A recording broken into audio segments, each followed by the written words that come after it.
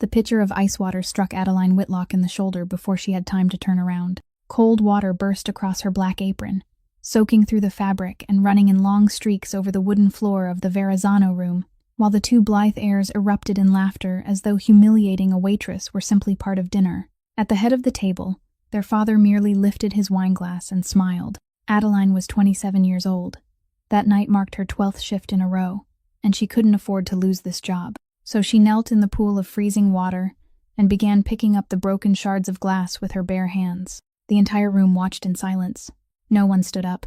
No one called for the manager. There was only the sound of water dripping from her sleeve onto the floor. Then, at the table tucked away in the darkest corner, the man who had been sitting alone in silence all evening folded his napkin, placed it on the table, and rose to his feet. The waiter nearby took a step back. The head chef came out of the kitchen, and the manager, the same man who had only moments earlier threatened to fire Adeline, suddenly went pale because he had just realized something the entire Blythe family didn't know about the room they were sitting in. That night, no one was arrested. No one apologized. Adeline lost her job the very next morning, but 4 months later, an old wall calendar, marked in pencil by an 84-year-old woman whom everyone in the building believed had become confused with age, would bring the entire Blythe empire crashing down. If you believe kindness still has value, and that the quietest people are sometimes the ones who change everything, please like this video, share it with someone who needs to be reminded that dignity isn't something money can buy, and subscribe to our channel. Then leave a comment telling us where you're watching from tonight. The man didn't hurry. He walked between the 2 rows of tables with the stride of someone who had crossed this room hundreds of times before, and not once did he look toward Adeline kneeling on the floor.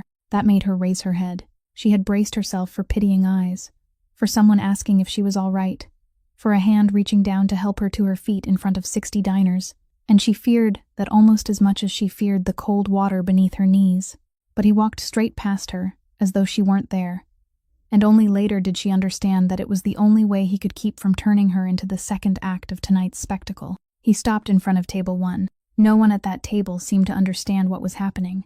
Thatcher was still holding up his phone, his thumb moving over the video he had just recorded, the corner of his mouth still carrying the smile of a 31-year-old man who had never once been made to pay for anything. Winslow Blythe slowly turned his wineglass in his hand.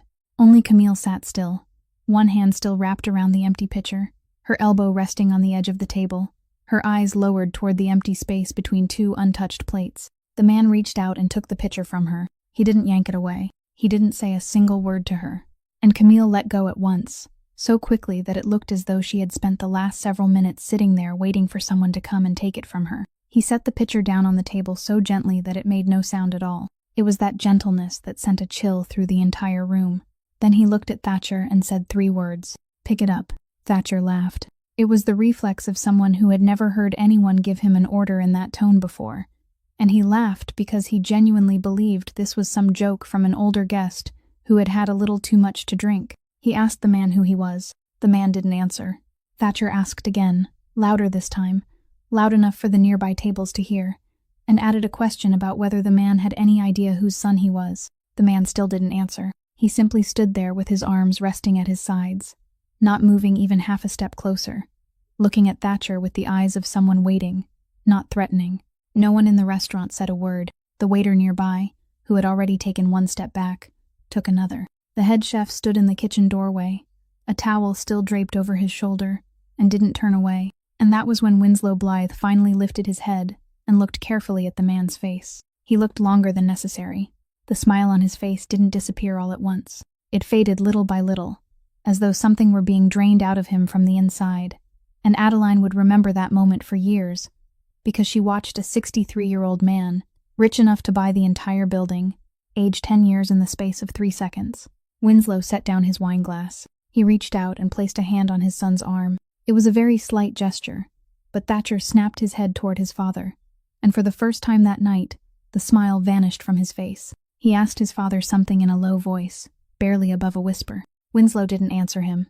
He said only 2 words, and those 2 words were, "Do it." For the next 20 seconds, no one in the restaurant moved. Thatcher looked down at the floor, at the shards of glass scattered through the pool of water, at the woman in the black apron still kneeling there with blood on her hand, then looked back at his father one last time as though making sure he had truly said what he had just said. Winslow didn't look at him, and Thatcher Blythe, the eldest son of one of the most powerful families in the state of Rhode Island, pushed back his chair and knelt on the wooden floor in front of 60 people. He picked up the pieces one by one. No one handed him a towel. No one called for a cleaner. No one stepped forward to help.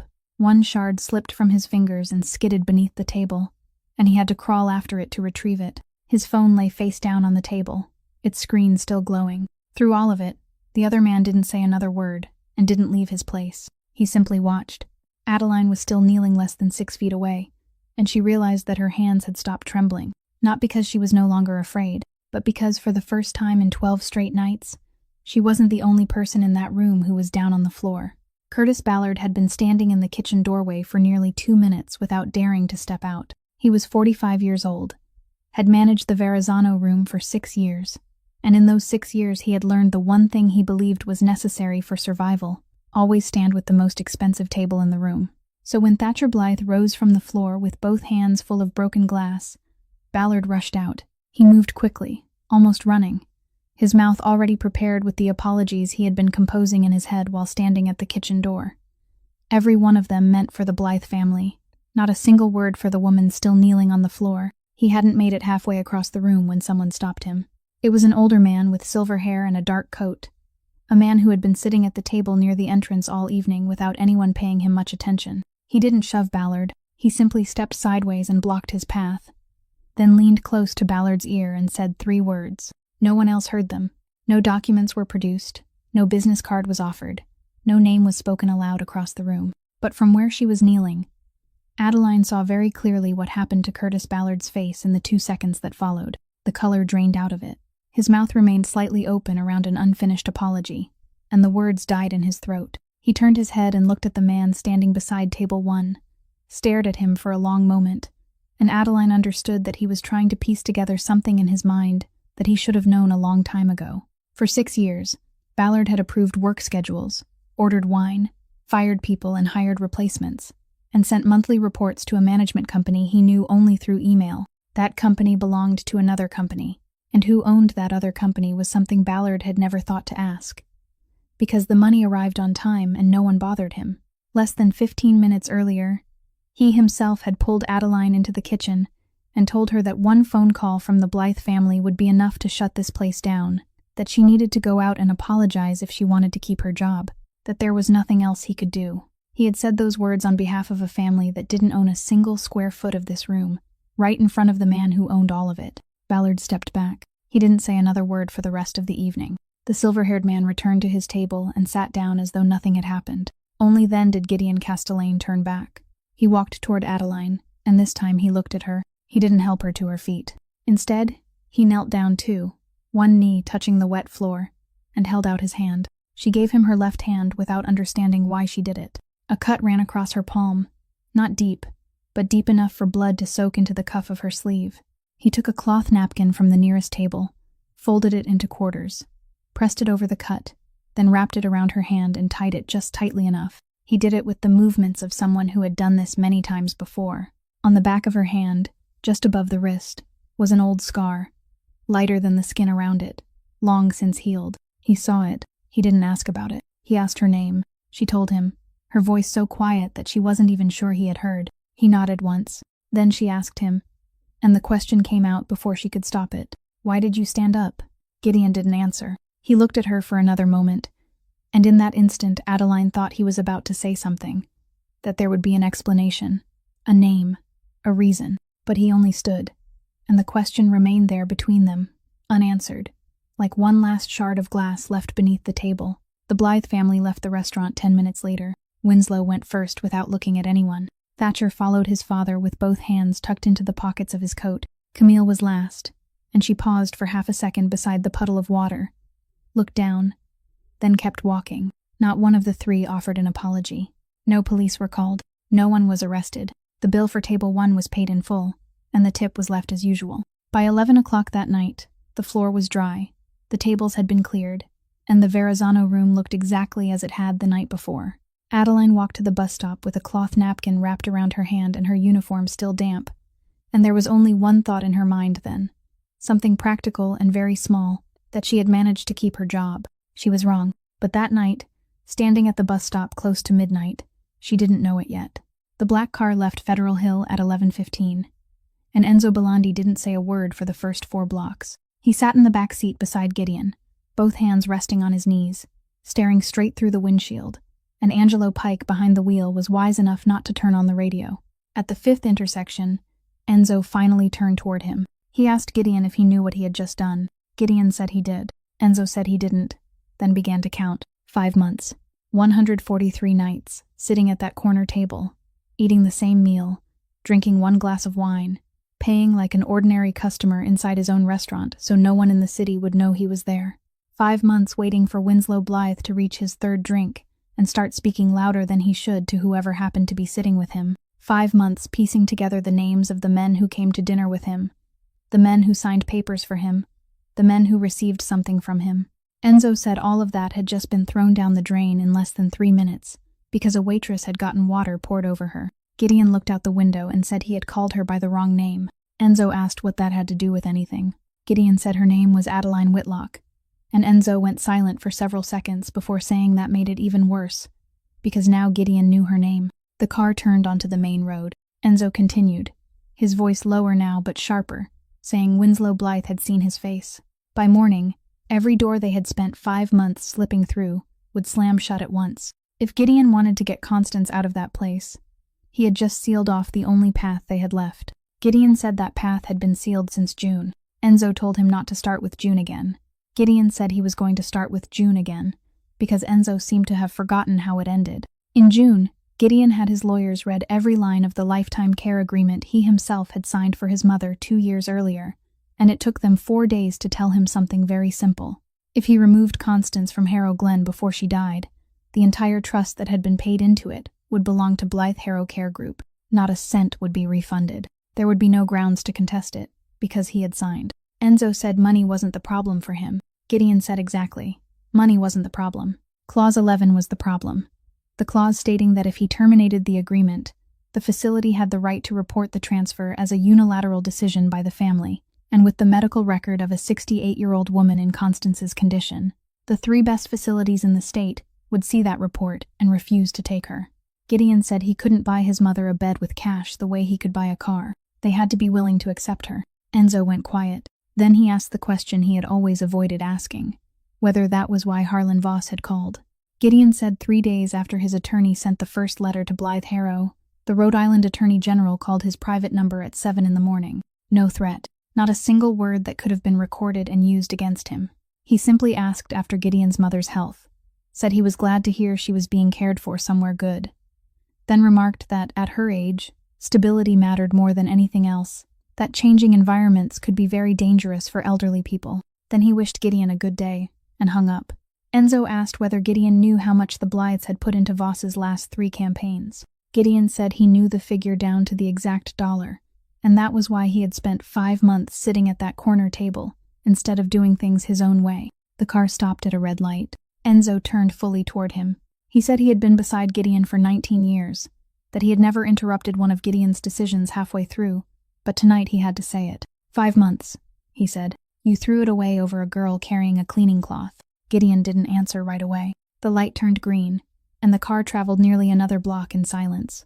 Then he said there had been 60 people in that room tonight. 4 servers, 1 head chef, 1 manager, and a 71-year-old man clearing tables. There were men in suits, sitting less than 10 feet away who had turned their faces aside. There was Enzo himself, sitting by the door and not moving.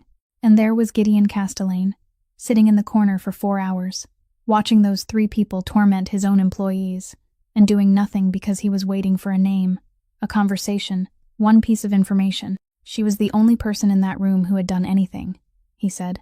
She stepped in front of that old man before she had time to think about what it might cost her. I've been thinking for 5 months. Enzo didn't say anything else until the car reached its destination. Before opening the door and stepping out, he asked only 1 final question. What now? Gideon said he didn't know. It was the first time in 19 years that Enzo had ever heard him say those words. The phone rang at 7 in the morning while Adeline was standing in the kitchen waiting for the kettle to boil, her left hand still wrapped in the restaurant's cloth napkin. She looked at the name on the screen and knew before she even answered.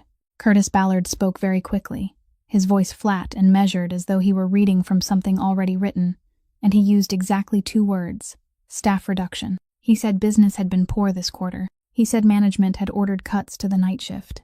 He said she was the newest member of the main serving staff, so unfortunately, and he used the word unfortunately 3 times in less than a minute. He didn't mention a single thing about the night before. He didn't mention the pitcher of water, the broken glass, or the fact that he had pulled her into the kitchen and told her she had to go out and apologize. Adeline listened to all of it.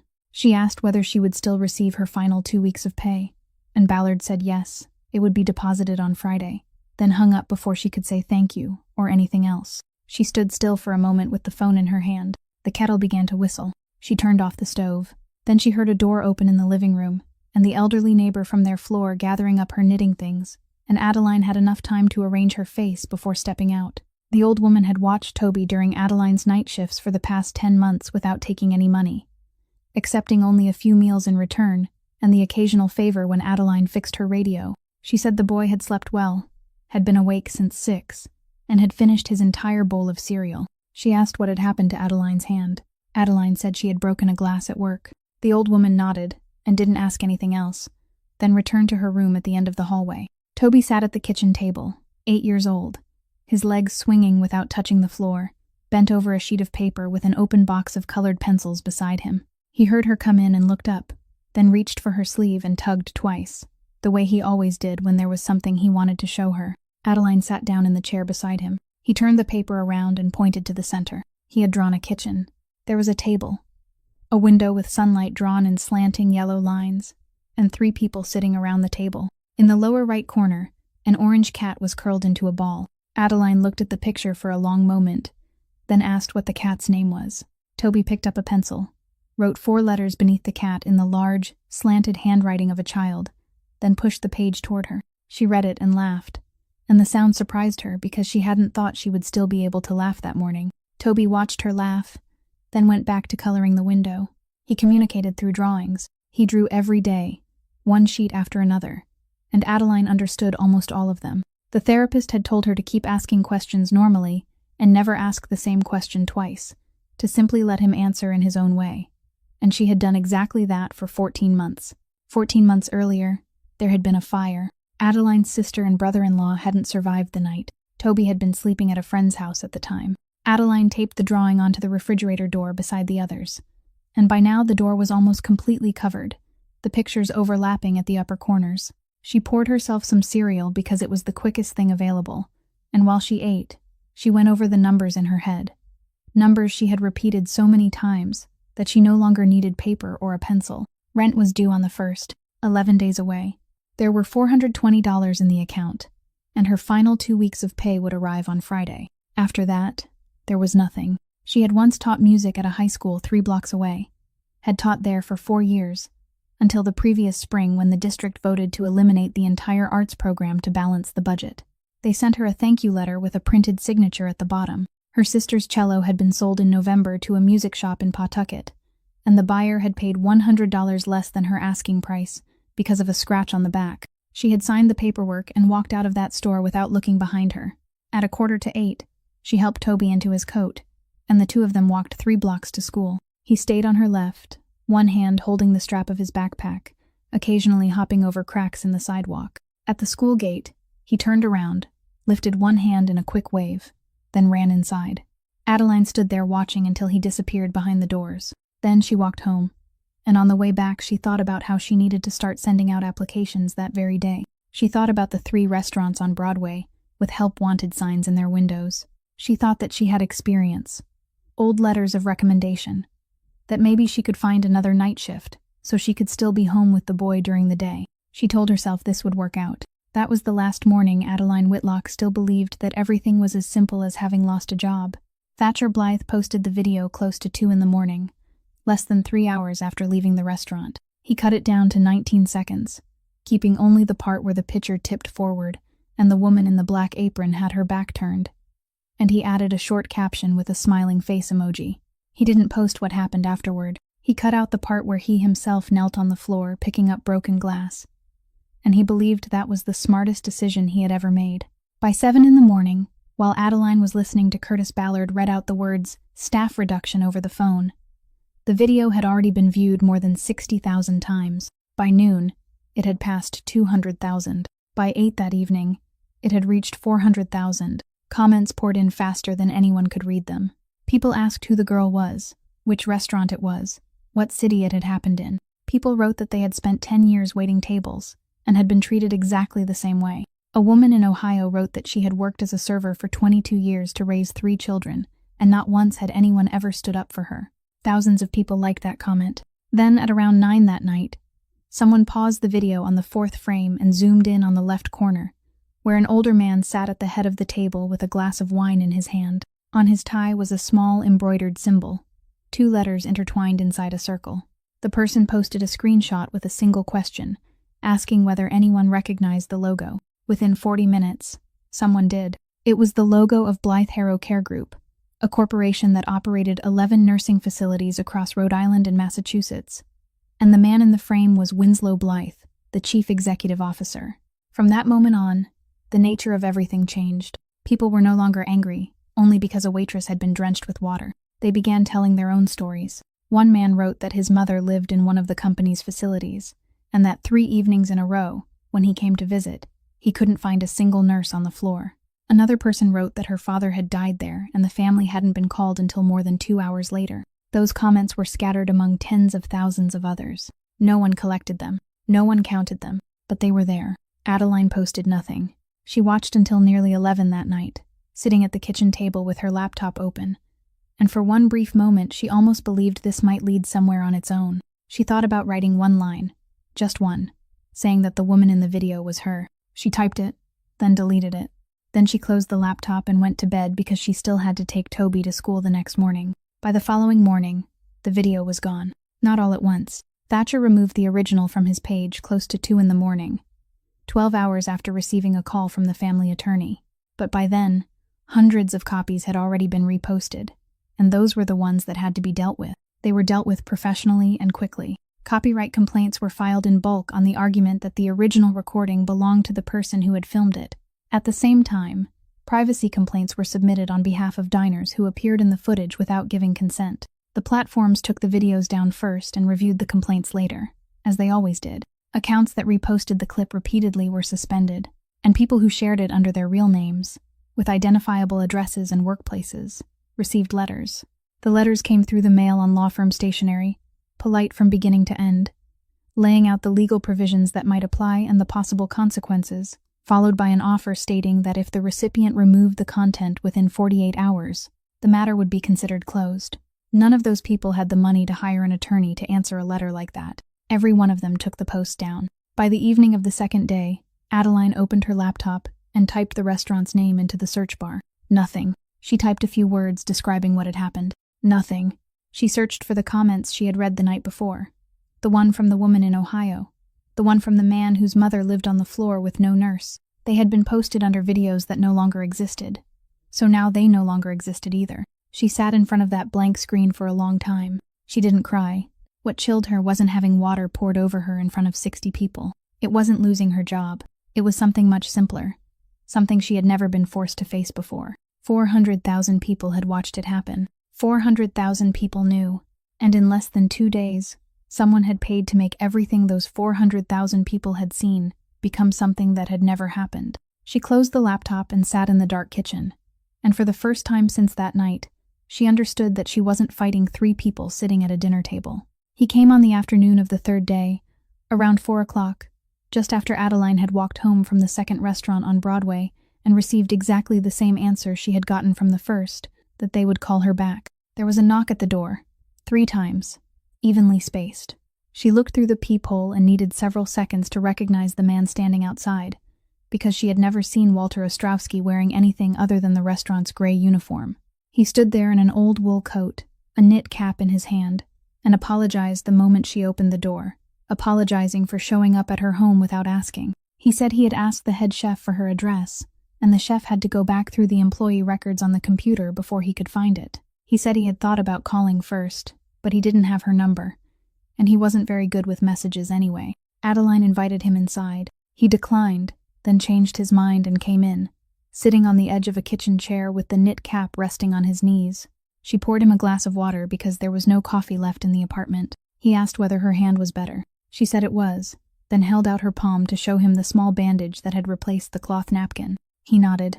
Then he sat quietly for a while, looking down into the glass of water, and Adeline realized he was trying to find a way into a conversation he had rehearsed in his head, all the way there. He said he had heard she had been let go. He said everyone in the kitchen knew, and none of them believed the reason they had been given.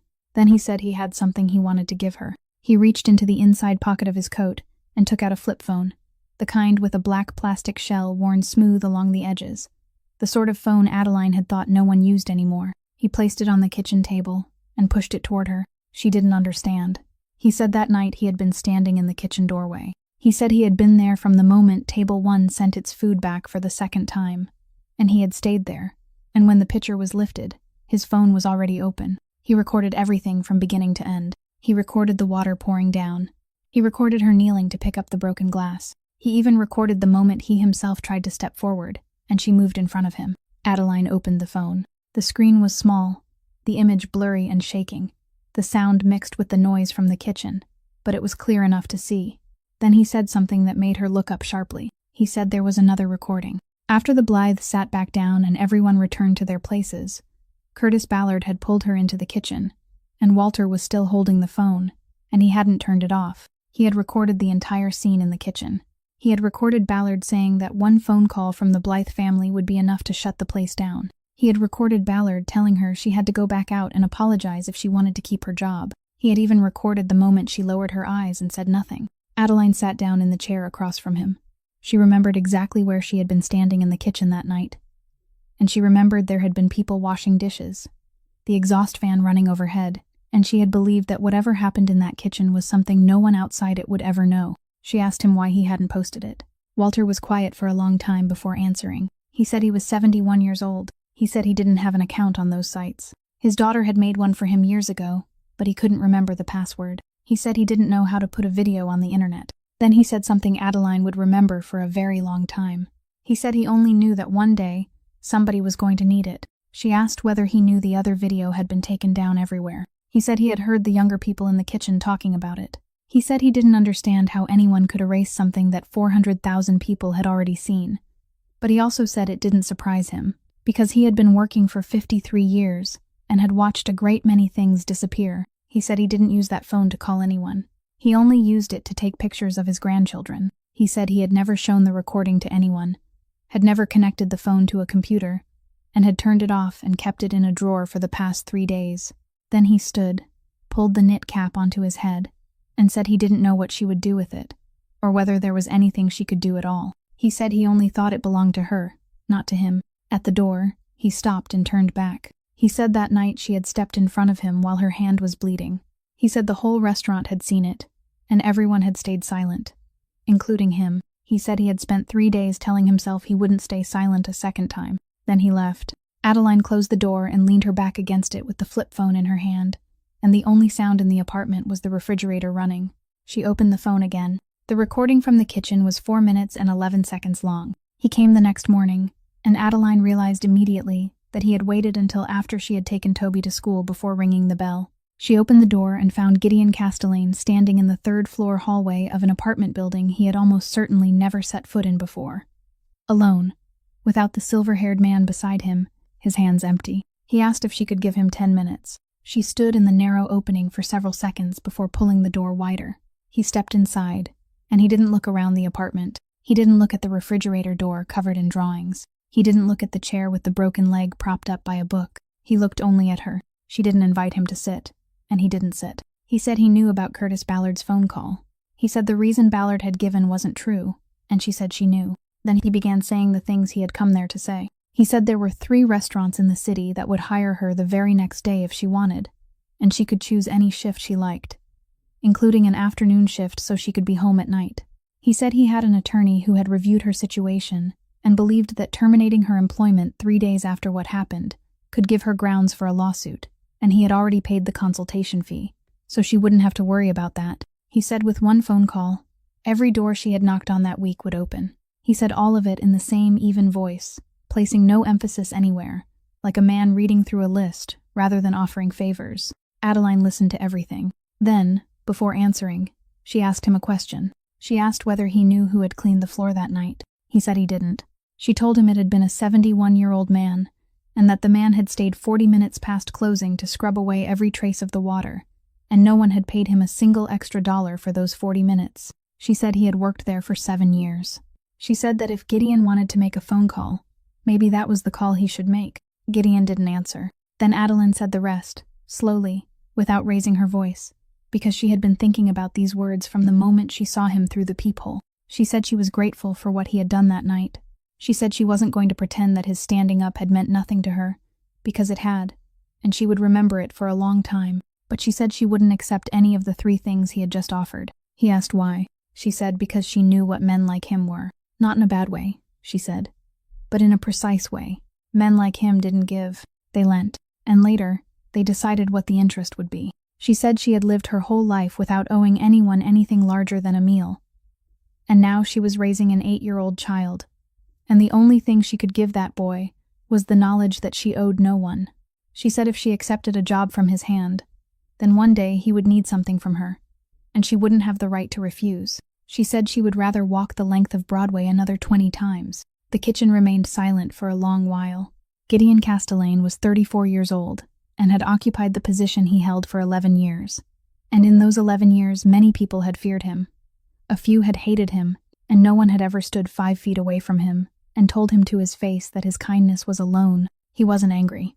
Adeline studied his face and saw that clearly, and it unsettled her more than anger would have. He said she was right about him. He said it without adding a single defense. Then he said one more thing.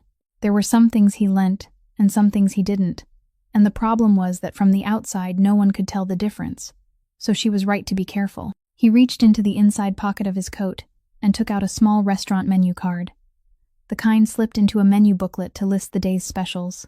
He set it on the kitchen table, borrowed the green-colored pencil lying in Toby's pencil box, and wrote a string of numbers on the back. He didn't write a name. He said he wouldn't call her, wouldn't come there again, and wouldn't send anyone to pass along a message. He said that if there ever came a day when she needed it, someone would always answer that number. Then he walked toward the door. At the threshold, he paused for half a second, exactly as Walter had paused the afternoon before.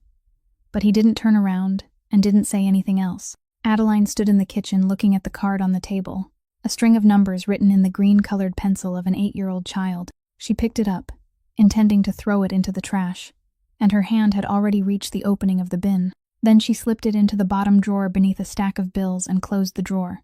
The laundromat on the corner of Chalkstone opened at 6 in the morning, and Adeline arrived at 7:15 on Saturday, because that was the cheapest and quietest time of day. She loaded her clothes into machine number 4, fed in the coins, then sat down on the row of plastic chairs along the wall with a free newspaper she had picked up by the entrance. She had been sitting there for nearly 20 minutes when a woman came over and sat 2 seats away. She wasn't carrying any laundry. That was the first thing Adeline noticed, and she noticed it about 3 seconds before the woman spoke. She asked if she was Adeline Whitlock. Adeline didn't answer right away. The woman said her name was Maureen Sloane, that she was 63 years old, and that she had worked for Blythe Harrow Care Group for 29 years. Adeline stood up. Maureen didn't rise with her. She only said she had been sitting in her car outside for 40 minutes rehearsing the sentence she had just spoken, that she knew Adeline had every reason to walk straight out the door, and that if she did, Maureen wouldn't follow her. Adeline remained standing. Washing machine number 4 shifted into the spin cycle, and the noise filled the room. Then she sat down again. Maureen said she knew what had happened at the restaurant from the video, just like 400,000 other people, and that she had watched it 4 times on the first night. She said finding Adeline hadn't been difficult. She only had to ask the right 2 people. Adeline asked what she wanted. Maureen sat quietly for a moment, both hands resting on her knees, then said the sentence she had rehearsed in the car. She said she hadn't come there to help Adeline. She said her title was Regional Compliance Director. She said it sounded like a very respectable title, and that for the past 4 years, what the job had really meant was signing off on staffing records she knew were false. Adeline said nothing. Maureen continued, her voice so even that she sounded like someone reciting the same confession to herself for the 100th time. She said every month she received staffing reports from 11 facilities. She said the reports showed 6 nurses assigned to a floor on the night shift, when she knew there were only 2 people there. She said she signed them. The first time she signed was in the fall 4 years earlier, when they told her it was only a temporary problem for that quarter, that additional staff were being recruited, that if the reports reflected the real numbers, they would lose their federal contracts, and if they lost those contracts, all 11 facilities would close, and 900 residents would have to be relocated. She said she believed that for about 6 months. After that, she stopped believing it, and she kept signing anyway, and that was the part she had no way to explain to anyone, including herself. She said she had 14 months left before she completed the years required for her full pension. Adeline asked why she was sitting there now. Maureen said that the week before, she had hired a private attorney with her own money, and her attorney was negotiating with the federal prosecutor's office. She said the exact term for what she was doing was a plea agreement. She said she was telling them everything, handing over everything she had, and in return she hoped not to go to prison at 63. She said she wasn't pretending this was noble. She said she was trying to save herself, and she had come because there was one thing she didn't want Adeline to hear from someone else. Then she said the last part. Her signature was on every one of those documents, and she would rather Adeline hear that from her than from a prosecutor. The washing machine stopped. The only sound left in the laundromat was the hum of the fluorescent lights. Adeline sat staring at the tiled floor for a long time, and inside her mind, two things were pulling in opposite directions. On one side was the image of this woman sitting in an office, signing a piece of paper that said 6 people were on duty when only 2 were there, while somewhere in some building at 3 in the morning, someone pressed a call button and no one came. On the other side was what Adeline had learned over the past 3 days, that even 400,000 witnesses could be erased in 24 hours, and that sitting in a drawer at home, she had a 71-year-old man's flip phone, and that was everything she had. She asked Maureen one question. She asked whether she had kept copies. Maureen said she had 4 years of original staffing schedules, photocopies, complete dates, and that she had already turned all of them over to her attorney. Adeline asked whether she would be willing to say everything she had just said under oath, in front of other people. Maureen said yes. Adeline said all right. She said she would use her testimony. Then she added one more thing, and she said it not to hurt Maureen, but so both of them would understand exactly where they stood. She said she wasn't going to tell Maureen that she was a good person. She wasn't going to say she had been brave, and she wasn't going to tell anyone that Maureen was doing this because of her conscience. She said Maureen was doing it because she had been backed into a corner. She said she could accept that, because she was backed into a corner too. Maureen nodded and didn't argue with a single word. She stood, left a piece of paper with her attorney's name and phone number on the chair, then walked out. Adeline remained alone beside the silent washing machine, and she knew exactly what she had just done. The only person willing to stand up and testify for her was someone who had signed her name to those very documents for 4 years. Any Blythe attorney would see that weakness in 3 seconds. Adeline still picked up the piece of paper and slipped it into her coat pocket. The meeting took place on Monday morning in the Blythe family's dining room in Barrington, and the family attorney arrived carrying a thin file and a numbered list. He didn't use the word retaliation. He used the phrase reputational risk management, and he read each item aloud. Item 1 was to file a complaint with the Rhode Island State Teacher Licensing Board, alleging that Miss Adeline Whitlock, during her time teaching at the high school, had engaged in conduct inconsistent with professional standards, the complaint signed by a parent who didn't exist. The attorney explained that the complaint didn't need to be true. It only needed to be accepted for review, because once a complaint was formally opened, the license of the person named in it would be listed as under review, and that status would appear in every background search. Item 2 was the lease on her apartment, which bank held the building owner's debt, who sat on that bank's board, and how one phone call would be enough to have Miss Whitlock's lease terminated early on the grounds that the landlord needed the unit back for repairs. Item 3 concerned the 3 restaurants that had said they would call her back. All 3 bought their food from the same distributor, and that distributor held a catering contract with all 11 nursing facilities. The attorney had just reached item 3 when Camille Blythe stood up. She didn't say anything. She pushed back her chair, walked behind her father, and left the room. Thatcher turned to watch her and blurted out a question. Winslow didn't answer him and didn't call his daughter back. He simply motioned for the attorney to continue. The dining room door closed, and no one mentioned what had happened again for the rest of the morning. The letter from the licensing board reached Adeline on Thursday.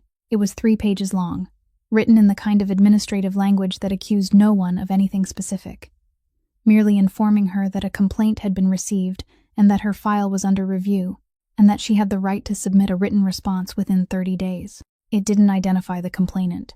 It didn't state the specific allegation, Adeline read the letter 3 times in the kitchen, then called the number printed at the bottom of the page, and the woman on the other end told her, in a very kind voice, that she wasn't permitted to provide any additional information, that the review process generally took between 4 and 9 months, and that during that time her license status would appear as under review to any institution that searched her record.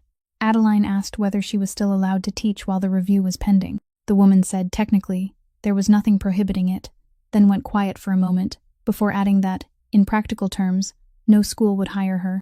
The landlord's letter arrived on Friday. 60 days. The reason given was building-wide plumbing repairs. Adeline knew the building's plumbing worked exactly the way it had when she moved in. 2 of the restaurants called back on Tuesday and Wednesday, both saying the same thing about the position already having been filled, and the 3rd never called. She sat down with a notebook and a pen and wrote out the 3 things that had happened within 7 days, then stared at the page, and something became very clear to her. No one had come knocking on her door. No one had called to threaten her. There was no face attached to any of it. There was only paperwork, and every piece of paper was legal. Everyone followed proper procedure. Everyone could be explained by an ordinary reason, and taken together they became something she had no way to prove to anyone. She found work on Saturday night. An all-night grocery store on Atwell's needed someone to stock shelves from 11 at night until 7 in the morning. The shift manager asked whether she could handle heavy work. She said yes, and he hired her that same night. She was paid weekly in cash, inside an envelope. No records were required, no license checks. No one asked what she had done before. The job was to push pallets from the stockroom and fill shelves, while the store was nearly empty, and she did it for 7 hours every night, without having to speak to almost anyone. The old woman at the end of the hallway still came over to watch Toby, and Adeline still made it home by 7:30 in time to prepare breakfast and take him to school, then slept from 9 in the morning until 2 in the afternoon. Toby had no idea what was happening. He didn't know about the letter in the drawer. He didn't know about the 60 days. He didn't know his aunt spent 7 hours every night stocking shelves. He knew only that she worked at night and was home again in the morning. And in that sense, nothing had changed at all. He still drew every day. That week he drew a yellow school bus, a tree with far too many leaves, and a woman standing in a kitchen holding a plate in both hands. Adeline taped all 3 to the refrigerator door, layering them over the older drawings, and not one of them showed that anything unusual was happening inside that home. She opened the bottom drawer at 4:15 on Tuesday afternoon, after sleeping for 3 hours and before Toby came home. The menu card was still beneath the stack of bills, the string of numbers written in green-colored pencil slightly smudged across the last 2 digits. She carried it to the kitchen table, set it down, then sat staring at it for nearly 20 minutes. 3 weeks earlier, in this very kitchen, she had told herself something, and now she was about to swallow those words. What finally made her dial wasn't the landlord's letter, or the 3 rejection calls, but something much smaller. The night before, at the grocery store close to 4 in the morning, she had been stacking cartons of milk on a shelf when a woman pushing a shopping cart stopped and asked if she was the girl from the video. Adeline said yes. The woman said she had thought that whole thing had already been taken care of. She said she remembered reading somewhere that people had spoken up and everything had been resolved. Then she pushed her cart away. Adeline stood there with a carton of milk in her hands and understood that in the minds of 400,000 people, the story had ended a long time ago, and it had ended happily. She dialed the number. It rang twice. Gideon wasn't the one who answered. A man's voice asked her name. She gave it, and she heard the phone being placed down on a table. 30 seconds later, Gideon spoke. He didn't ask how she was. He didn't say he had been waiting for this call. He didn't mention a single word about that morning in her kitchen or anything she had said to him that day.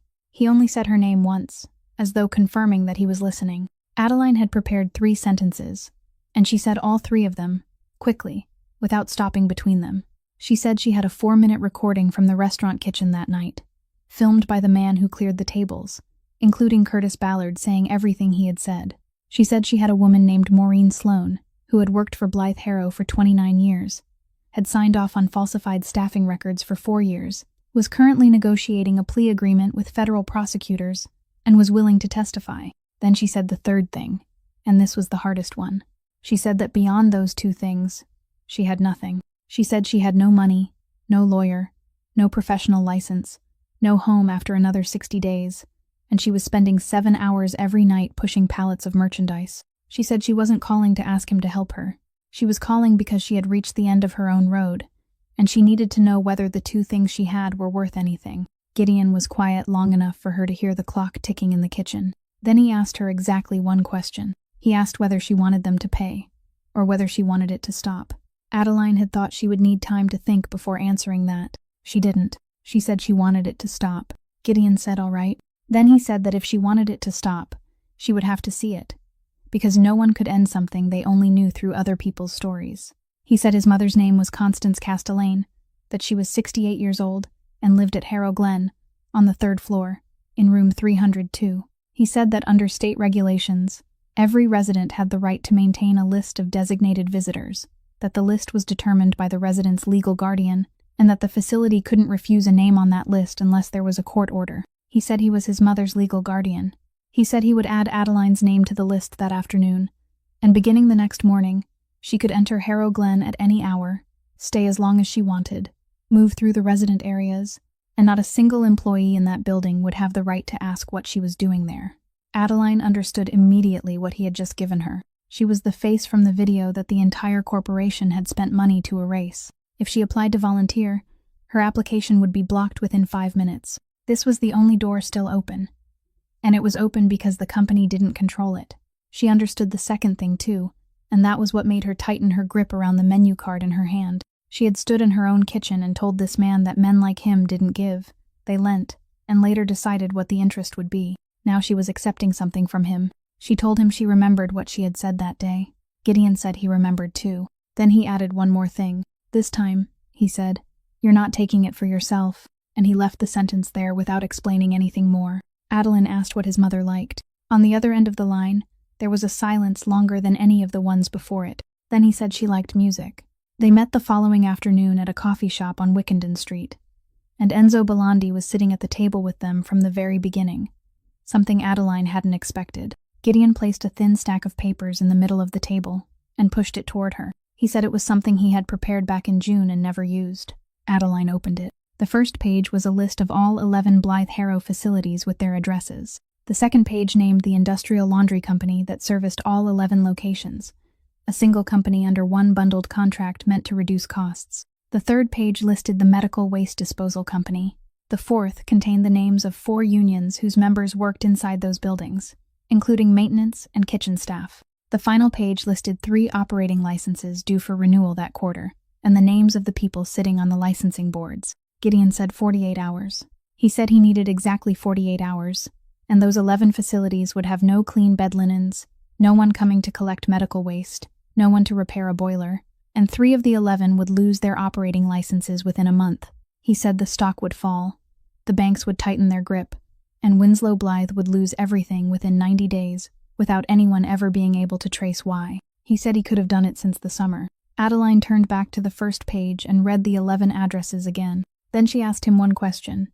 She asked how many people lived inside those 11 buildings. Gideon said the number was around 900. Adeline folded the papers closed and rested her hand on top of them. She said the first people to suffer wouldn't be the Blythes. It would be the 900 elderly people living in those buildings. She said when no one came to collect medical waste, that waste remained in the 3rd floor hallways. When there were no clean sheets, people reused the old ones. When a boiler failed in January in Rhode Island, 900 people over 70 sat in cold rooms. She said if 3 facilities lost their licenses, more than 200 people would have to be relocated within 30 days. And she had read enough about that over the past 3 weeks to know that sudden relocation at the age of 80 had a name of its own, and it wasn't a pleasant one. Then she said the last part, looking directly at him as she did. She said his mother was one of those 900 people. She said his way would kill the very people they were trying to save. Enzo spoke for the first time. He said she was talking about things she didn't understand.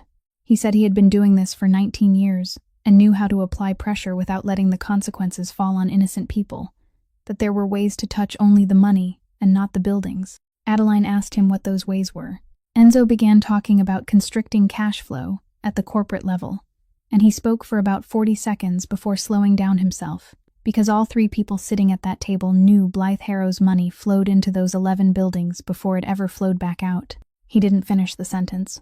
Adeline said the second part, and that was the part that made Gideon set down his coffee cup. She said even if he could do it without a single person in those 11 buildings suffering at all, she still didn't want him to. She said if he brought them down his way, No one would ever know what they had done. Winslow Blythe would go bankrupt, and the newspapers would say it was the market, poor management, bad luck. She said there were 4 years of staffing records showing 6 people on duty, when there had only been 2. She said she didn't know exactly how many people over those 4 years had pressed a call button at 3 in the morning and had no one come, but she knew the number wasn't 0. She said those families had already buried their parents, and they believed it had been old age, and they would go on believing that for the rest of their lives unless someone put those records on a table in front of them. She said she didn't want the Blythe family destroyed. She wanted them exposed. The coffee grinder started running behind the counter. Enzo said the road she was talking about went through the courts, and in this state Harlan Voss was sitting at the other end. He said she would lose 2 years and still lose the case. Adeline said she knew. She said she had no lawyer, no money, nothing at all, and she had already told Gideon that over the phone the day before. She said all she had was a 4-minute recording and a woman bargaining with federal prosecutors to stay out of prison. Then she said that if that wasn't enough, she would walk that road alone and lose, and Gideon could do things his way. She said she only hoped he would wait until after his mother was out of that building. Gideon said nothing for a very long time. Then he pulled the papers back toward himself, folded them in half, and slipped them into the inside pocket of his coat. He said, "All right." Enzo turned sharply toward him and said his name. Gideon didn't look at Enzo. He told Adeline he would need an independent auditor, and he would need something no lawyer could dismiss, and he would need it within 3 months, not 2 years. He said he didn't know where to find it. He said that was why she would be going into Harrow Glen the next morning. Enzo stood up and walked out of the coffee shop before either of them, and he didn't close the door gently behind him. Adeline arrived at Harrow Glen at 4 o'clock on Thursday afternoon, gave her name at the front desk, and the woman on duty checked the computer before looking up at her a little longer than usual. But the name was there, and beside it were the words designated visitor, so she asked nothing else. She handed Adeline a visitor badge to clip onto her clothes and pointed toward the elevator.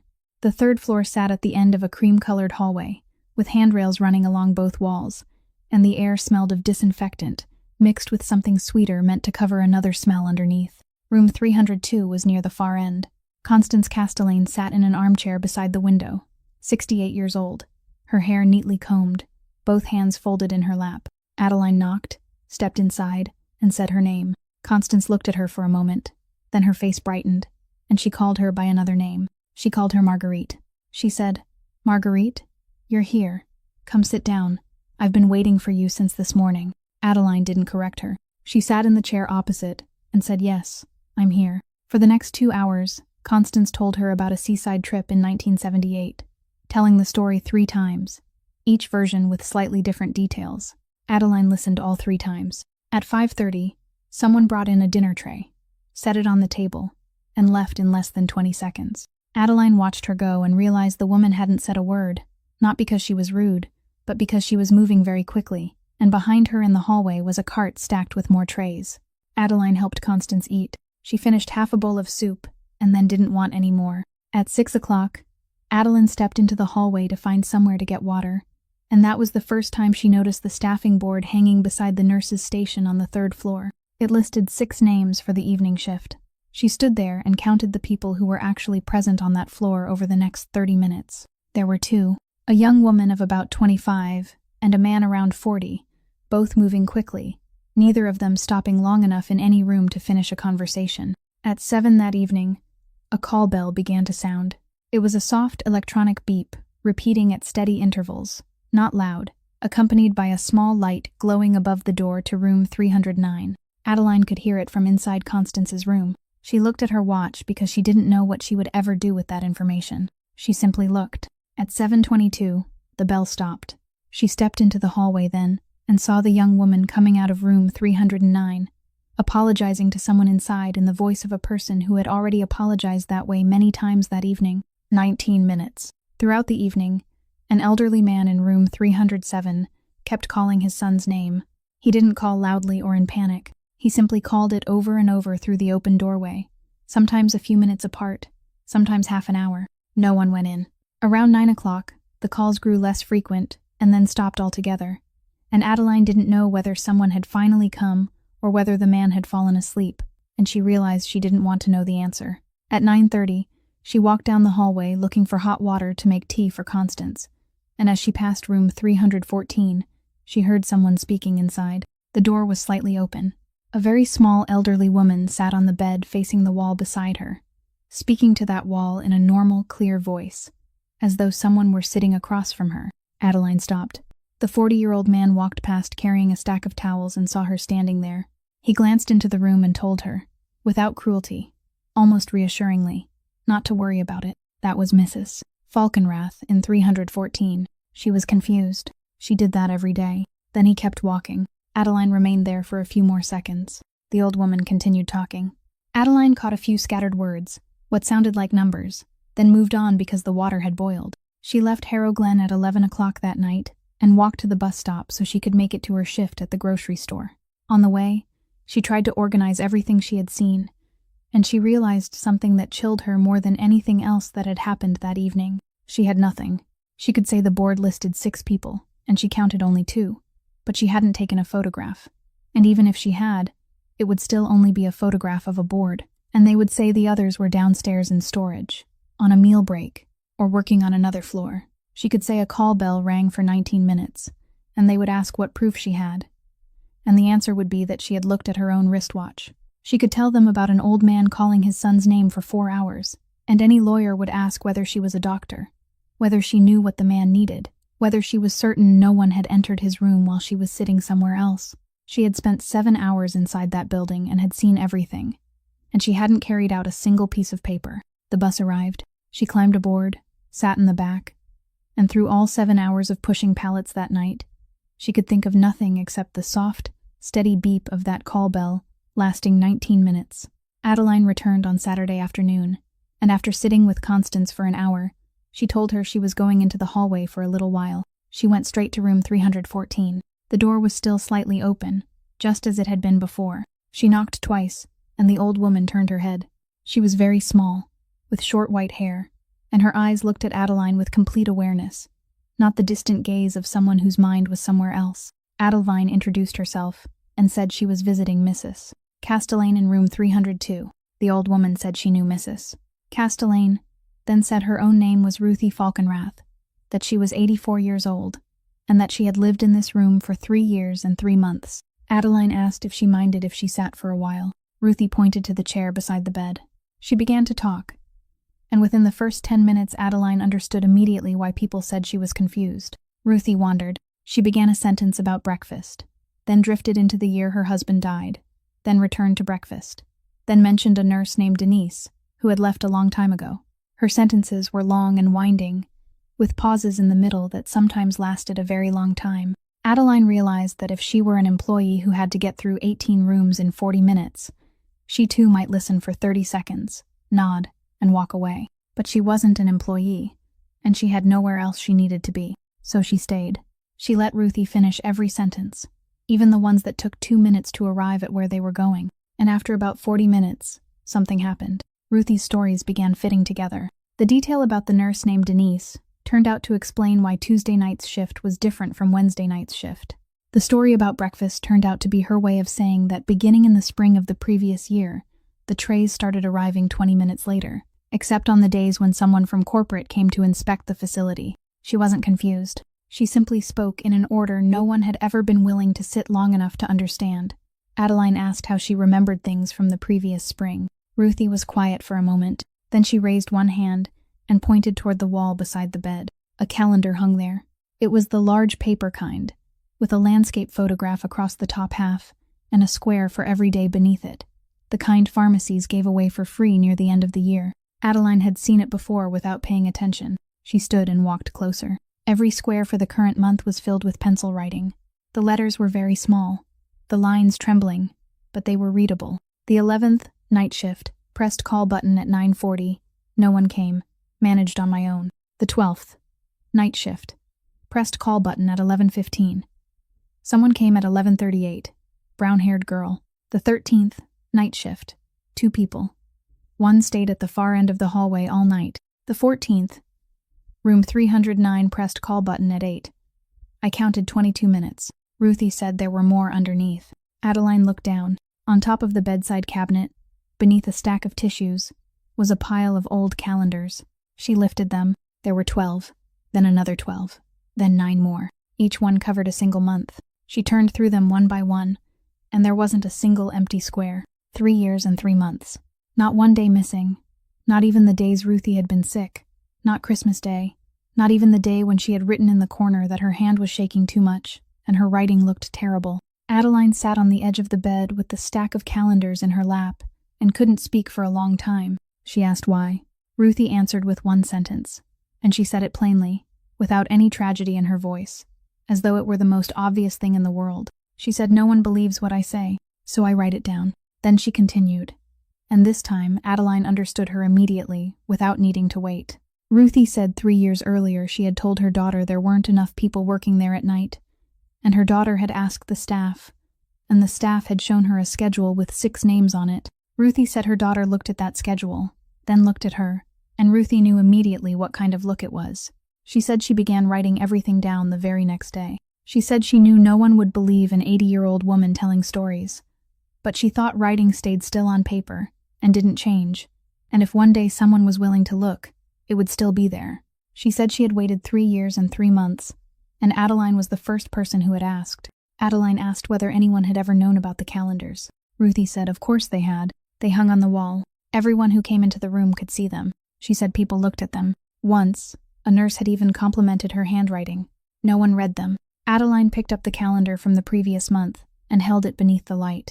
In the square for the 23rd, Ruthie had written down the names of the 2 people working the night shift that evening.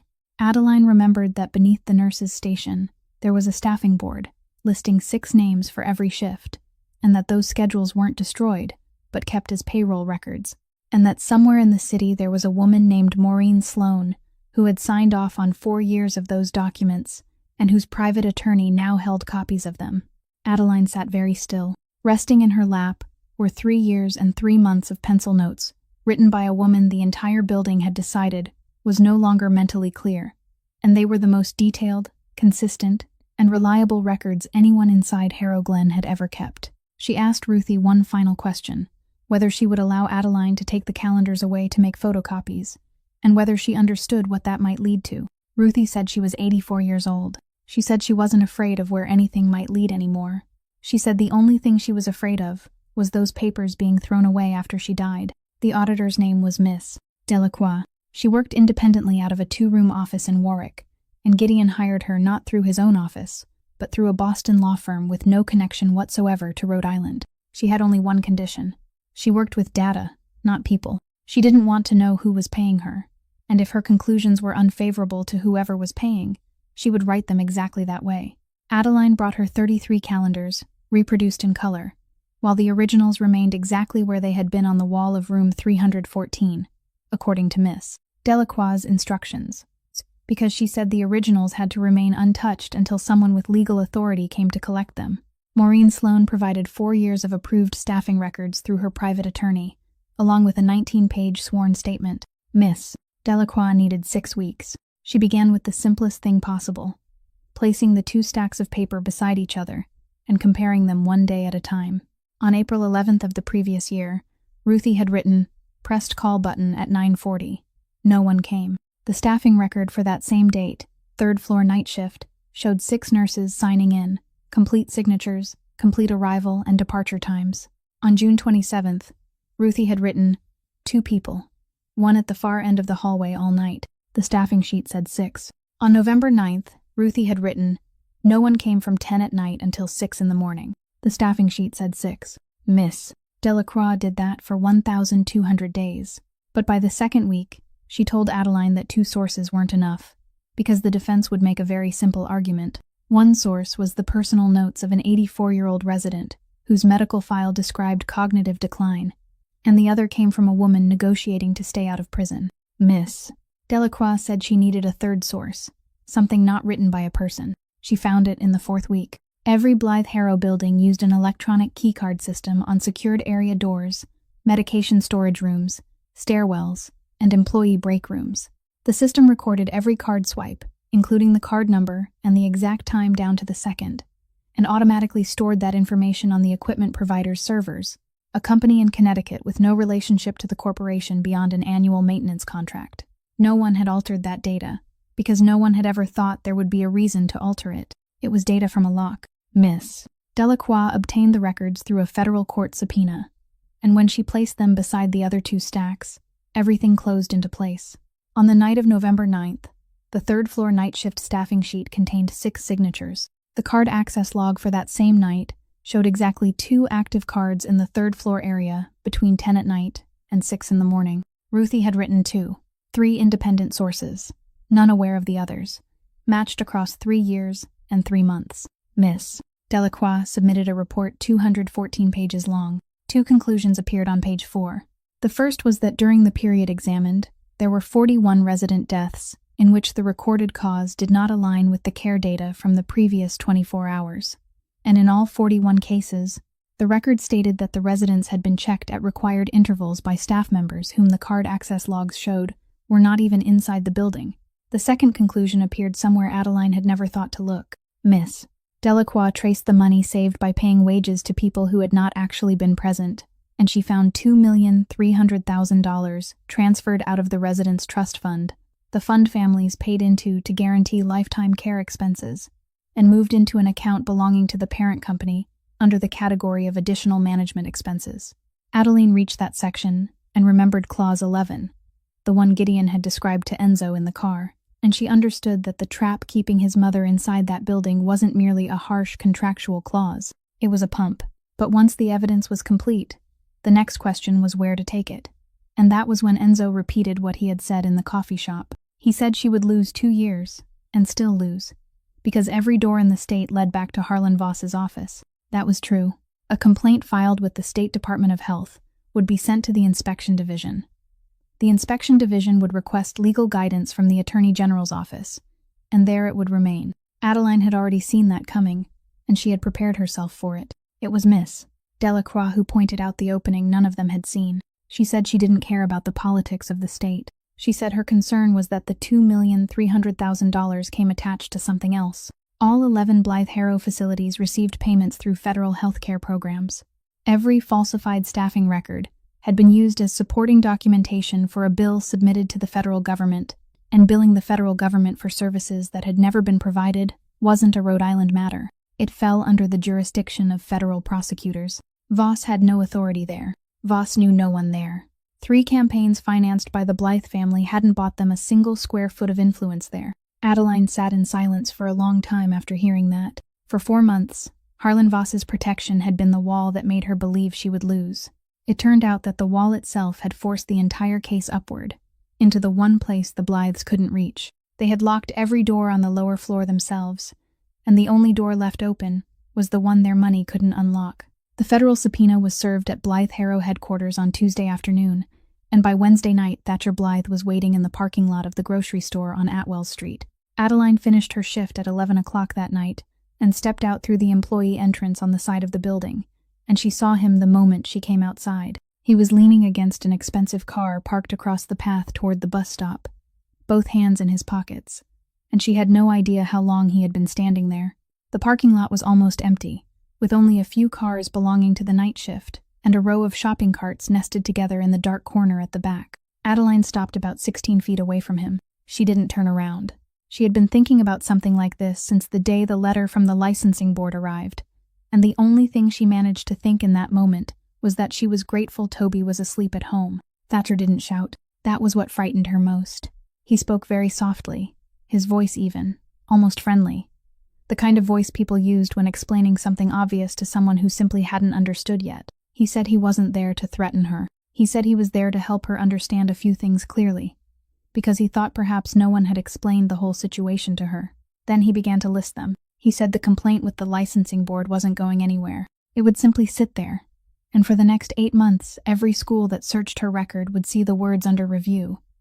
And after those 8 months, there would be another complaint. He said he had heard she had 21 days left in her apartment, and that in this city landlords asked about rental history, and someone whose lease had just been terminated early would have a very difficult time finding another place. He said he knew she was working the night shift here, being paid in cash, and he said this was the only place within 6 miles that didn't run background checks. He said all of it could stop within a week. All she had to do was remove her name from the witness list. Then he added one more sentence, and he said it even more quietly than the others. He said he knew she was raising a child. Adeline didn't answer him. She stood there listening to her own heartbeat pounding in her ears, and she realized that if she opened her mouth now, her voice would shake, so she kept it closed. Thatcher waited.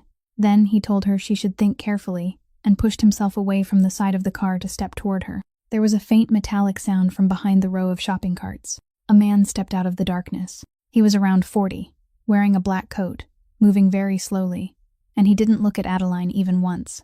He walked around behind Thatcher, and Thatcher spun around. The man didn't touch him. He walked straight to the expensive car, reached out, and opened the driver's door. Then he stood there, holding it open, and said exactly 4 words. "Get in the car, Mr. Blythe." His voice wasn't any louder than Thatcher's had been. Thatcher stood still for about 3 seconds. He looked at the man, then over the man's shoulder toward the darkness behind the shopping carts, as if checking whether anyone else was there. Then he looked at Adeline. He began a sentence that included the words, "You people know who I am," but he didn't finish it. The man continued holding the door. He didn't say anything else and didn't move. Thatcher walked toward the car. He pulled the keys from his coat pocket, and they slipped from his hand, striking the pavement with a sharp sound that carried through the empty lot. He bent down and picked them up. He stood again, and just as he was about to get into the driver's seat, they fell a second time. This time he had to drop to one knee to reach them beneath the open car door. No one helped him. No one said a word. When he finally sat inside, the man closed the door for him, gently, then stepped back and waited until the engine started. The car backed out and left the parking lot faster than necessary. Adeline was still standing exactly where she had been. The man turned around, and only then did he look at her. He said his name was Angelo Pike. He said he had been in this parking lot for 11 nights. Adeline asked who had told him to come. He didn't answer that question. He only said the number 21 bus had just left, and the next one wouldn't come for another 20 minutes. And he asked whether she wanted to wait somewhere warm in his car. She said she would wait at the stop.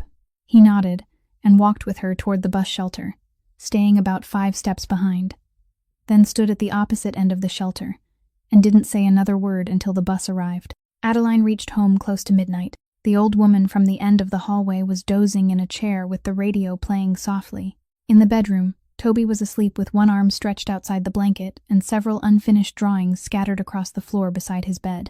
Adeline picked up the papers, stacked them neatly on the table, pulled the blanket up over him, then went into the kitchen and sat alone in the darkness until her hands stopped trembling. He knew nothing about that night. The next morning, he woke up, finished his bowl of cereal, and drew a sailboat with 3 red sails before leaving for school. The hearing opened at 9 o'clock on February 26th at the federal courthouse on Kennedy Plaza, and there were more people in the room than Adeline had expected.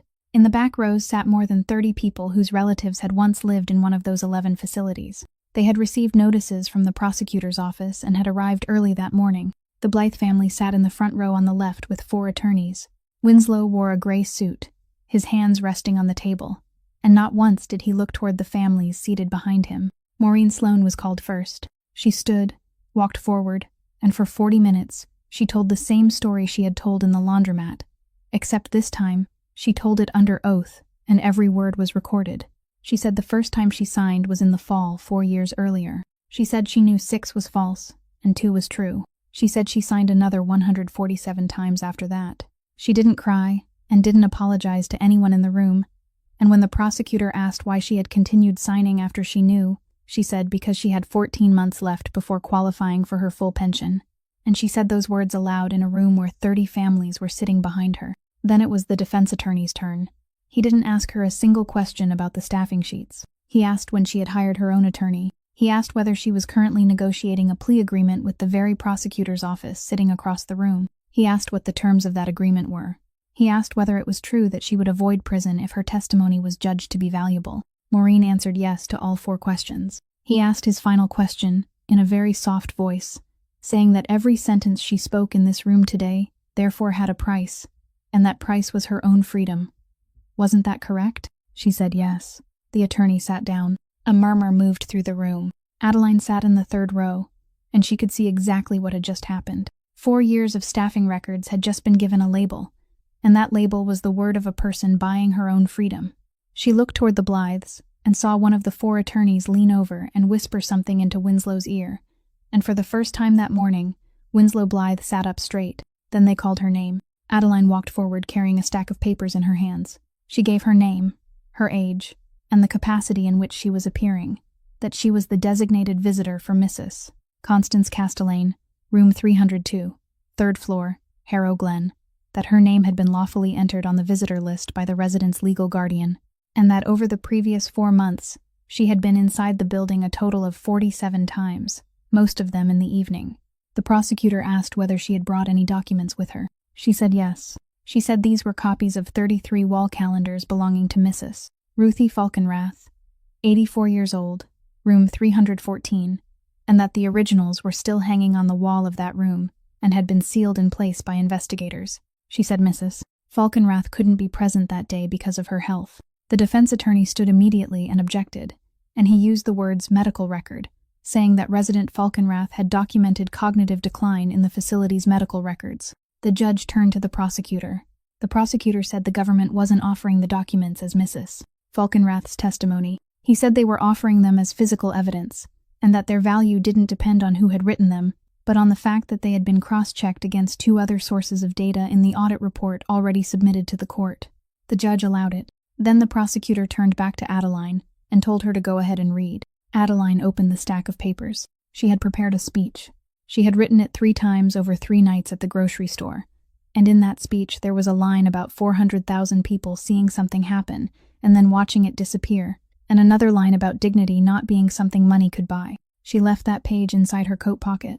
She didn't mention the night at the restaurant at all. She didn't say Curtis Ballard's name. She didn't say Thatcher's name. She didn't mention the pitcher of water. She simply began to read. April 11th, night shift. Pressed call button at 9:40. No one came. Managed on my own. April 12th. Pressed call button at 11:15. Someone came at 11:38. Brown-haired girl. April 13th. 2 people. One at the far end of the hallway all night. April 14th. Room 309. Pressed call button at 8. I counted 22 minutes. Her voice was steady, neither fast nor slow, and she didn't look up after each line. April 15th. April 16th. April 17th. By the 9th entry, the murmuring in the room had stopped completely. By the 13th, a woman in the back row had begun to cry very quietly, and the person beside her reached over and took her hand. By the 20th, no one in the room was moving anymore. There was no sound of papers, no scrape of chairs, no one coughing. Adeline kept reading. She finished April, then moved into May, and every line contained another date, another time, another number of minutes, another short sentence written in pencil by an 84-year-old woman in a room. No one had taken the time to enter. In the front row on the left, Winslow Blythe lowered his head and stared at the tabletop. He didn't look up again until Adeline had finished reading. Adeline finished reading the final entry from June and folded the stack of papers closed, and the courtroom remained silent for another 4 seconds before the judge told her she could sit down. The prosecutor rose to call the next witness, and he said a name no one in the room had been prepared to hear. He called Camille Blythe. In the front row on the left, all 4 attorneys turned their heads at the same time. Winslow Blythe looked up for the first time in 40 minutes.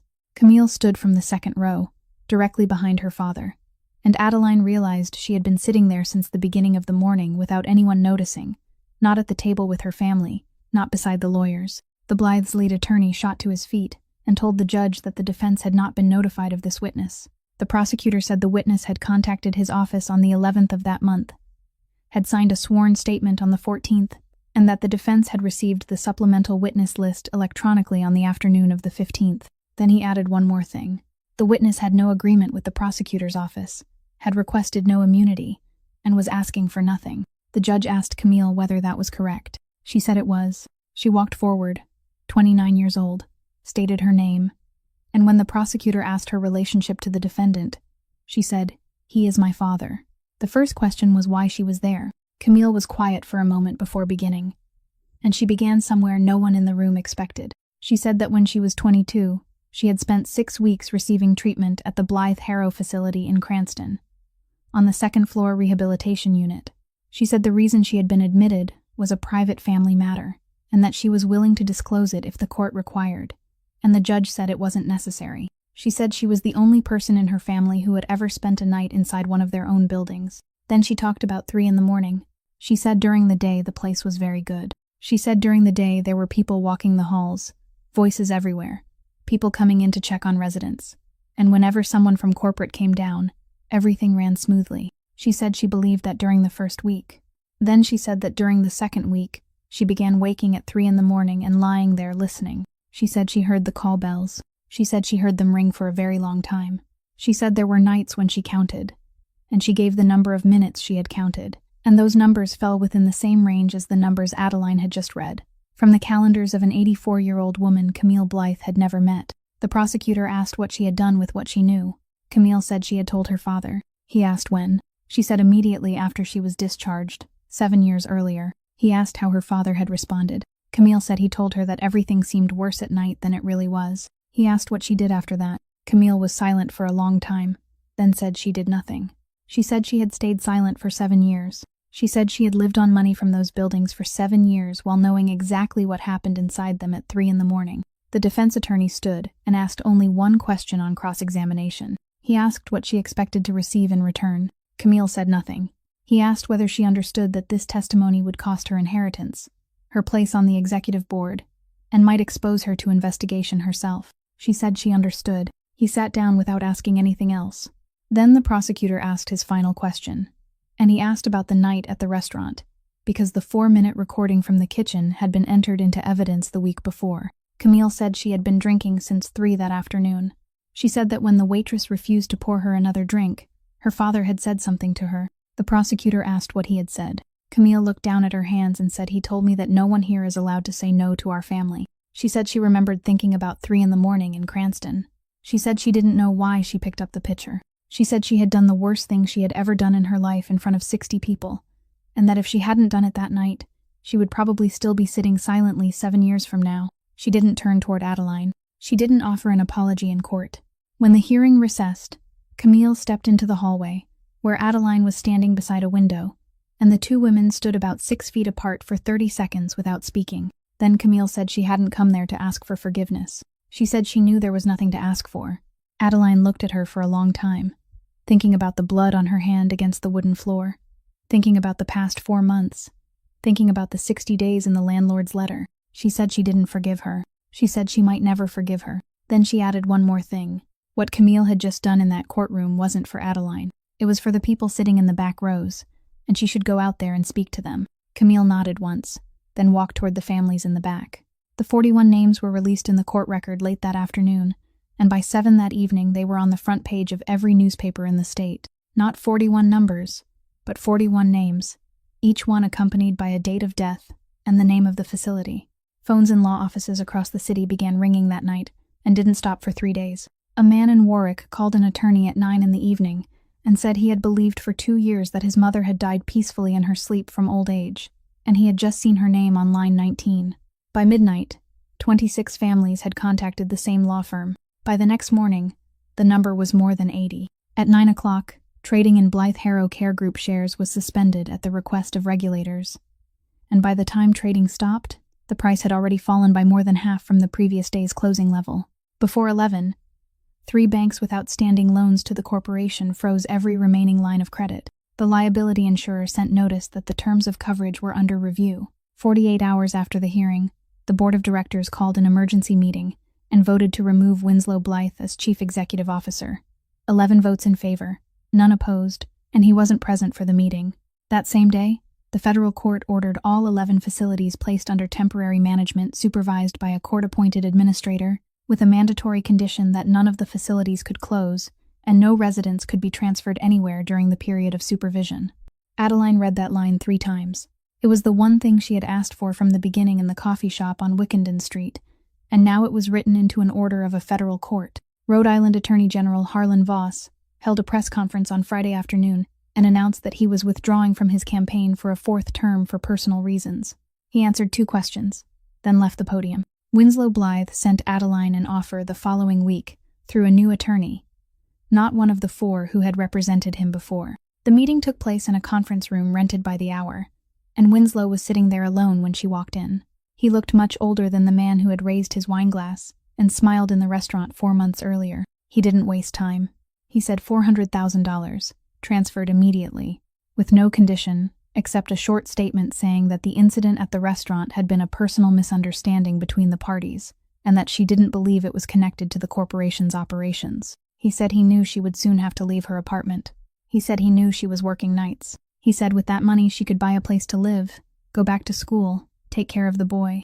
Adeline listened to everything. Then she told him that the statement wouldn't change a single word in the court record, and he said he knew. She asked what he wanted it for, then.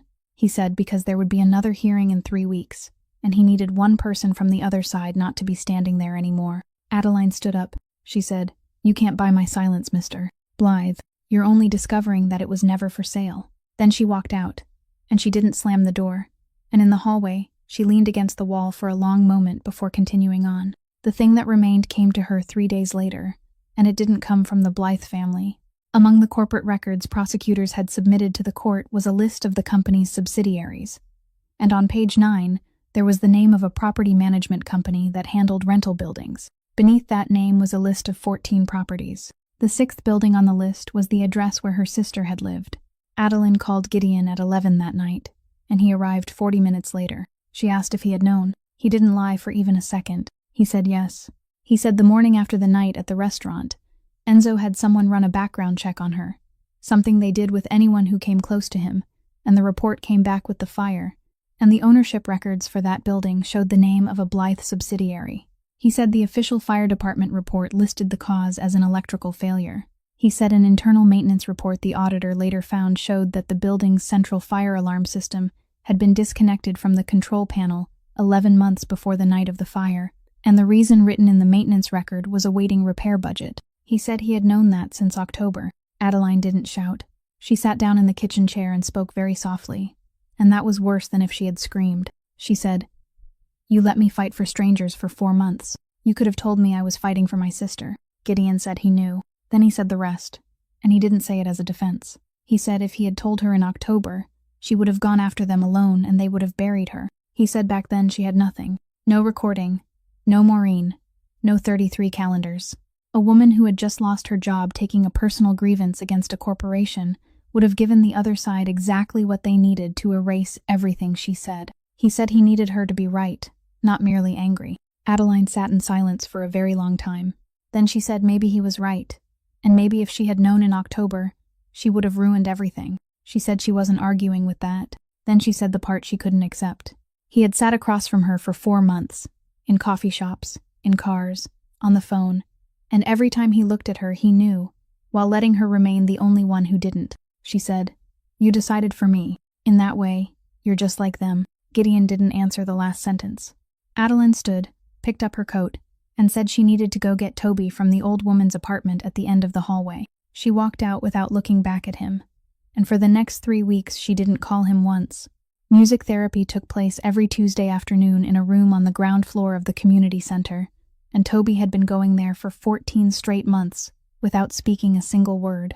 That June afternoon, the lid of the old piano against the wall was open, and Toby walked over to it on his own, sat down on the bench, his feet still unable to reach the floor. He placed a finger on a key and pressed 1 note, then 2, then 3 notes in a row, slowly, the exact first 3 notes of the song Adeline's sister used to sing in the kitchen every morning many years ago. Adeline was standing at the back of the room, and she recognized those 3 notes immediately. Toby turned his head and looked at her, and he spoke. He said, "Auntie, I remember this song." 6 words, his voice rough from going so long without being used, but clear and complete. Adeline made it 3 steps before she had to sit down in the nearest chair. She hadn't cried the night ice water was poured over her in front of 60 people. She hadn't cried when the letter from the licensing board arrived. Hadn't cried in the parking lot at 11 at night. Hadn't cried in the courtroom. She cried here, in a room that smelled of old paint, in front of an out-of-tune piano, because of 6 words spoken by an 8-year-old boy. The therapist said nothing. She simply closed the door and left the aunt and nephew there together. In September, the school district reopened the high school's music program. The funding came from 2 sources, one from Adeline's former colleagues pooling together what they could, and the other from a group of restaurant regulars and several people from the kitchen, organized by a 71-year-old man who raised the money by asking people one at a time, because he still didn't know how to do that sort of thing online. The complaint filed with the licensing board had been withdrawn, and her record had been clean since July. On the first day of class, 22 children sat in the room. Adeline stood in front of them, and for the first 3 seconds she couldn't say anything at all. Then she asked whether anyone in the room had never touched a musical instrument before, and more than half the hands went up. On a Sunday afternoon in late fall, in the building that had once been called Harrow Glen, now under new ownership and carrying a different name. One corner of the dining room was cleared, and a piano was moved into the center. Adeline played for everyone. Walter Ostrowski sat in the front row with his knit cap resting on his knees. At a table to the right, Constance Castellane sat beside her son, and halfway through the second piece, she turned toward him, placed her hand over his, and called him by the right name. She called him Gideon. For the first time in 2 years, he said nothing. He sat perfectly still for a very long time, his hand unmoving beneath his mother's. When the music ended, Adeline walked past that table. She didn't offer him forgiveness. She didn't keep walking either. She pulled out the empty chair beside him, sat down, and stayed there until it grew dark. 14 months later, at the Rhode Island State Legislature, a bill establishing minimum nurse to resident staffing ratios in long-term care facilities passed after being blocked twice. It was called Ruthie's Rule. Ruthie Falkenrath had died 4 months earlier at the age of 86. Adeline sat in the gallery with Ruthie's final calendar resting in her lap, the one she had only managed to fill through the 17th. From the 18th onward, the squares were empty. Some truths take 3 years and 3 months to write down, and they only become useful when one person is willing to sit still long enough to hear the whole sentence. Power built on fear can disappear in a single night. A life built on kindness can survive almost anything, and kindness can't undo an injustice that has already happened. It does only one thing: it gives the next person enough courage to speak. If this story touched your heart, please subscribe to our channel, like this video, and share it so we can continue listening to meaningful stories together every day. Tell us in the comments how you feel about Adeline, about Ruthie, about Walter and his old phone, because we truly want to hear the deepest thoughts in your heart. We wish you good health, a joyful life, and peace in every day ahead. Goodbye for now, and we'll see you again in the next video.